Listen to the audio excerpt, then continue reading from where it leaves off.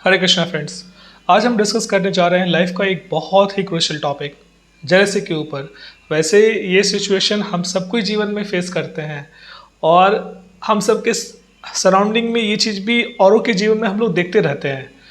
तो होता ये है कि हम सब अपने जीवन में देखे होंगे कि कई बार हमें हमें जेलसी फील होता है कि सामने वाले को कोई चीज़ मिला और वो चीज़ हमें नहीं मिला, तबकि हम दोनों का जो क्वालिफिकेशन एक ही रहा। पढ़ाई में हो सकता है हम अच्छे भी रहें और सामने वाले को ज़्यादा मिल गया, तो उस समय ऐसा लगता है कि अरे सामने वाले को ज़्यादा मिल गया, हमको कम मिला। तो फिर हम लोग भगवान को कोसते हैं, भगवान उसको क्यों ज़्यादा मिला, हमको क्यों नहीं मिला वो चीज़, आप उसको क्यों दिए, हमको क्यों नहीं दिए।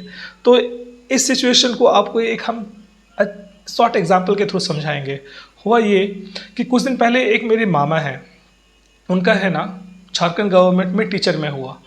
तो वो भी 45 ईयर्स के एज में हुआ या 45 के बीच में होंगे वो, है ना, उनका हुआ।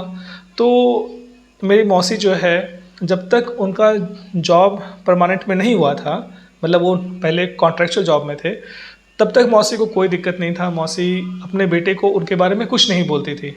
फिर अचानक से जिस दिन पता चला कि मामा का परमानेंट जॉब में हो गया, तो अपने बेटे को बोलती है कि देखो तुम क्या पढ़ाई करते हो, देखो मामा से सीखो, मामा का कितना कितना अच्छा जॉब में हुआ है, परमानेंट वाले में हुआ है, तुम प्रयास करो। तो इस कारण से क्या हुआ ना कि जो जो मौसी का बेटा था वो काफ़ी उदास हो गया और आकर के हमको बताया। तो हम उसको समझाए, थोड़ा बहुत वो कन्विंस हुआ भी।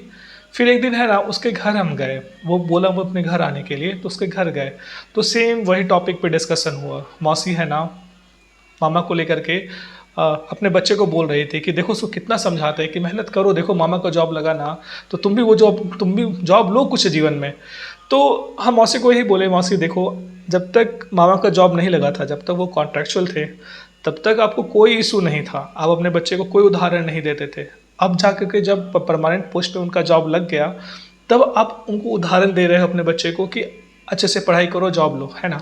इसका मतलब है कि आपको मामा के जॉब से, परमानेंट जॉब जो हुआ, आप उससे काफ़ी प्रभावित है और आपको उनका जॉब पसंद आया, है ना।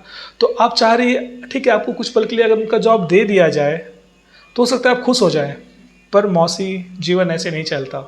आपको अगर उनका जॉब चाहिए तो उनके साथ एसोसिएटेड जो भी प्रॉब्लम्स वो लाइफ में फेस किए हैं या कर रहे हैं, वो सब कुछ आपको लेना पड़ेगा। जैसे कि वो मेंटली डिस्टर्ब है, उनको मेंटल इश्यूज़ के कारण कुछ मेडिसिन लेना पड़ता है। फिर उनका डाइवोर्स हुआ, तो वो काफ़ी ज़्यादा मेंटल ट्रॉमा से गुजर रहे हैं। तो ये सब चीज़ें आपको लेना पड़ेगा अपने साथ उनका, तभी आप उनके जॉब को भी ले सकते हो। क्या आप लेने को तैयार हो? तो मौसी बोली नहीं नहीं नहीं, हमको वो नहीं लेना, हमको बस जॉब लेना है।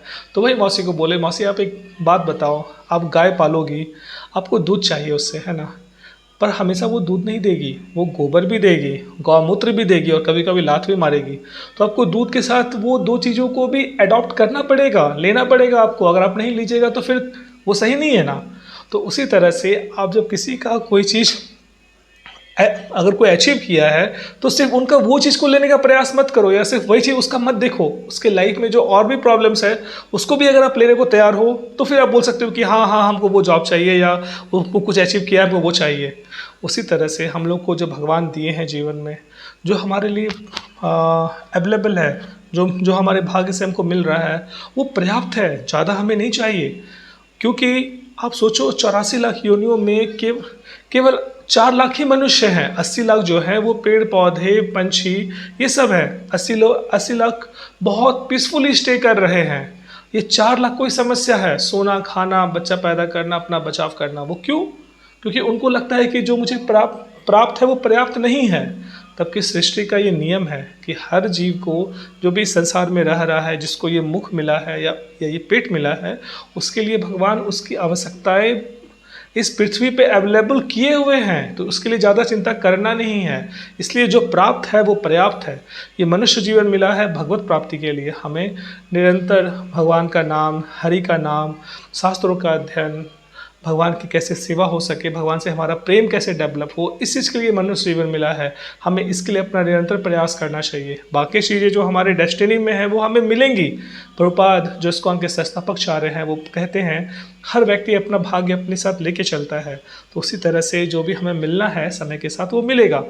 ठीक वैसे ही जैसे एक गाय का झुंड है, उसमें अगर बहुत सारे गायों का झुंड है, अगर उसमें कोई एक गाय का बछड़ा खो जाता है तो भी वो बछड़ा उन गायों की झुंडों में अपनी माता को ढूंढ लेता है। उसी तरह से इस जीवन में जो हमें सुख दुख मिलना है या जो भी यश की प्राप्ति होनी है वो हमें ढूंढ कर मिलेंगी, चाहे हम विदेश में रहें, चाहे रूम में रहें, चाहे कहीं भी रहें, है ना। इसलिए उसके लिए ज़्यादा चिंता ना करें।